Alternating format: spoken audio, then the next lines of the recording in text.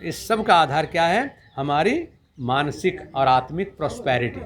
तो हमारी प्रॉस्पेरिटी दिखनी चाहिए, हम समृद्ध हैं, ये हर व्यक्ति को पता होना चाहिए।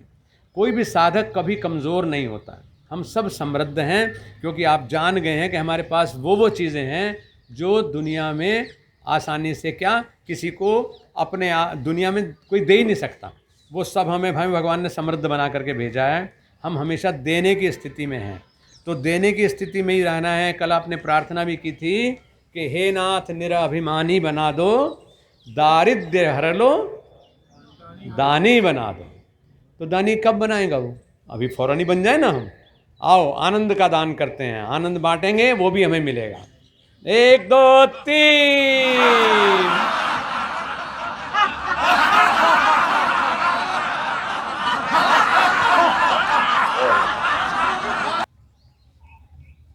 मनुष्य की परिभाषा है मननात मनुष्य। क्या सिर्फ 2 पैर या 2 हाथ, आँख कान हो जाने से मनुष्य बन जाएंगे? ऐसे तो सभी जीवों के हैं।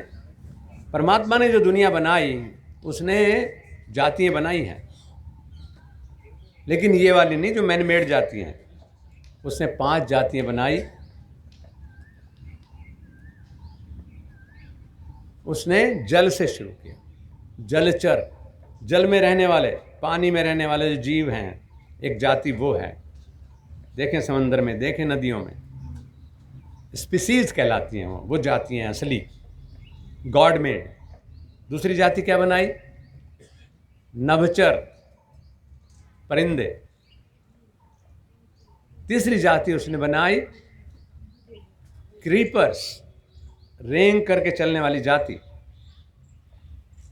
चौथी जाति उसने बनाई चौपाए, जो 4 पैरों से चलते हैं। और 5वीं जाति बनाई जिसको कहते हैं अशरफुल मखलूकात। दुनिया की सबसे बड़ी जाति, सबसे बढ़िया जाति, जो आसमान में भी चल लेती है, समंदर में भी चल लेती है, जो रेंग करके भी चल लेती है, जो खड़े होकर के भी चल लेती है, वो जाति कौन सी? मनुष्य। ये है हमारी जाति। हम इस जाति को भूल गए। महापुरुषों ने, योगियों ने जो रास्ते दिए वो मनुष्य बनने के दिए, लेकिन हम दुनियावी लड़ाई, वजूद की लड़ाई में वो ही बनना भूल जाते हैं। एक साथ फॉलो करें, एक साथ अभ्यास करें। रिलैक्स, मेरी तरफ अभिमुख हो जाए। और क्योंकि शिशु ही सुंदर होता है, चाहे वो इंसान का शिशु है, चाहे वो बकरी का शिशु है, और चाहे वो सूअर का शिशु है। शिशु बहुत सुंदर होता है। हम सब लोग, क्योंकि वो क्रिएटर के करीब होता है। तो चलिए सब लोग शिशु गति में आ जाएं। आप भी आ जाओ, सभी आ जाओ। सभी लोग शिशु बन जाते हैं। अमरनाथ तो शुरू भी हो गए मुझे लग रहा है। चलिए पोजीशन। और सब लोग किलकत कान घुटुरवनी आवत, मणिमय कनक नंद कै आंगन, बिंब पकड़ी बै धावत। सब लोग पूरे इलाके में को हो जाएं। Movement please. बहुत अच्छे, बहुत अच्छे, बहुत अच्छे। चलते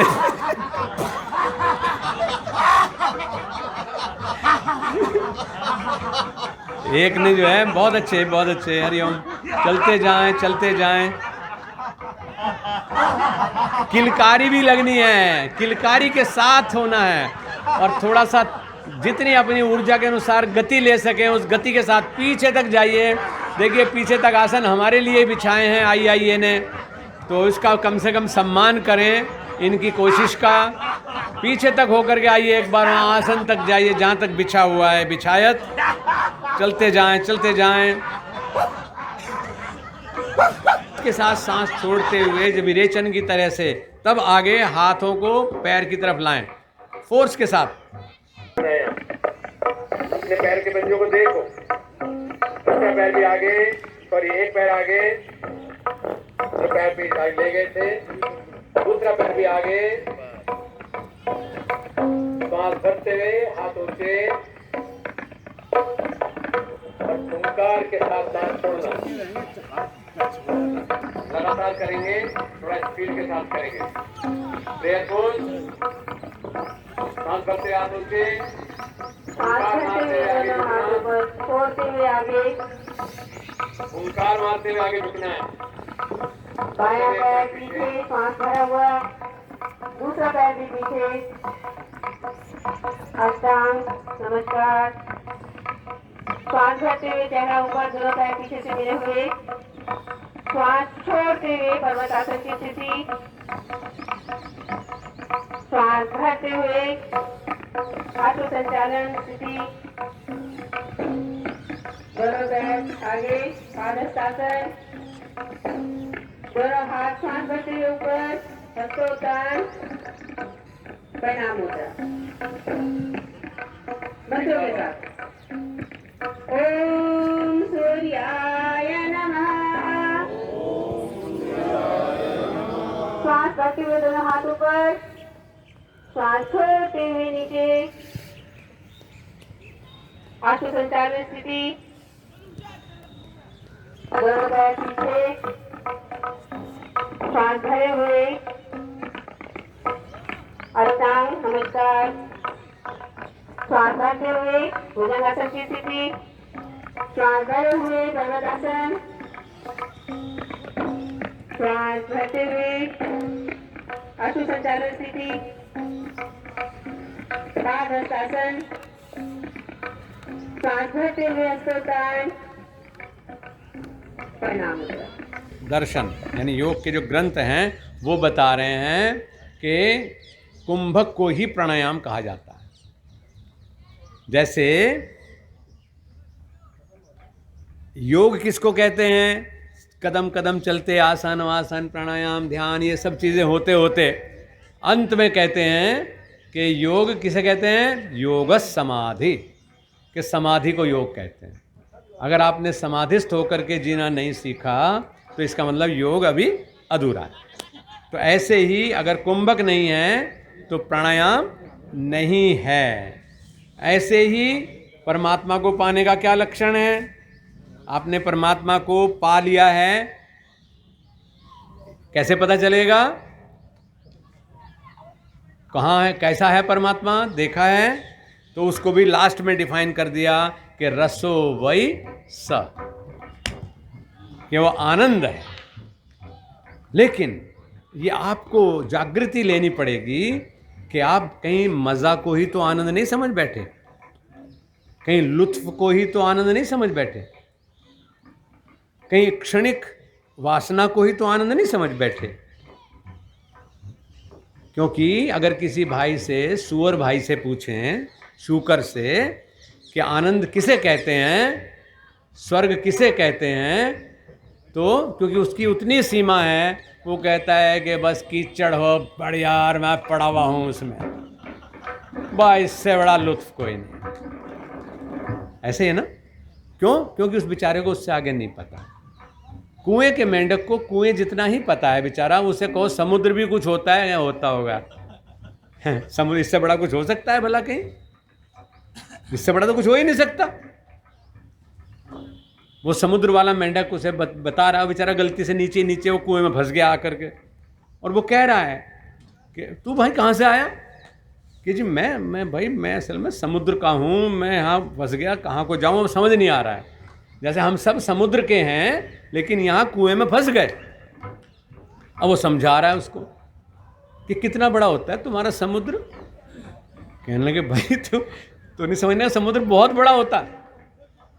तो उसने एक राउंड लगा के दिखाया कुएं में छोटा सा, कि इतना बड़ा होता होगा तुम्हारा समुद्र।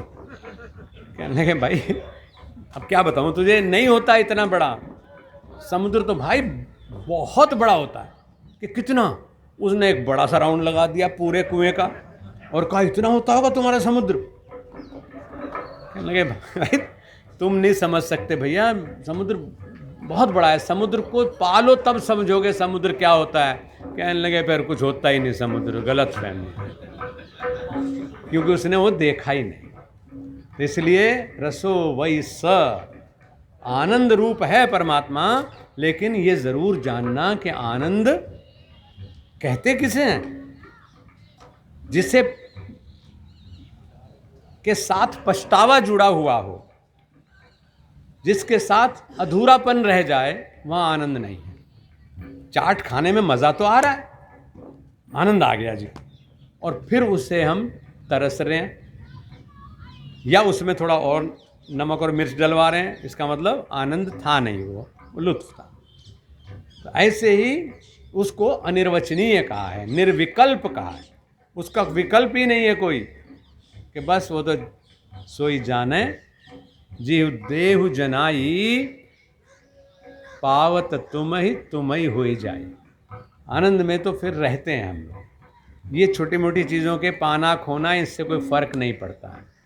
तो इस बात को हमें ध्यान रखना है कि होश में परमात्मा आप ही हैं।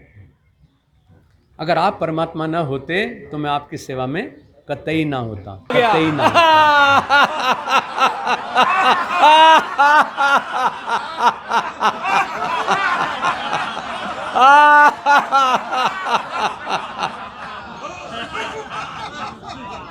मैंने कहा ना, जो बांटोगे तत्काल मिलता है। देखो आप, और बांटने के लिए पैदा करना पड़ता है। आपने हास बांटा ना, तो हास बांटने से पहले उसको आपने अपने अंदर पैदा किया, फिर आपने बांटा, फिर वो लौट करके हमें मिल रहा है। तो ऐसे ही हम समृद्धि पैदा करें, फिर उसको साझा करें, और फिर वो और बढ़ती है।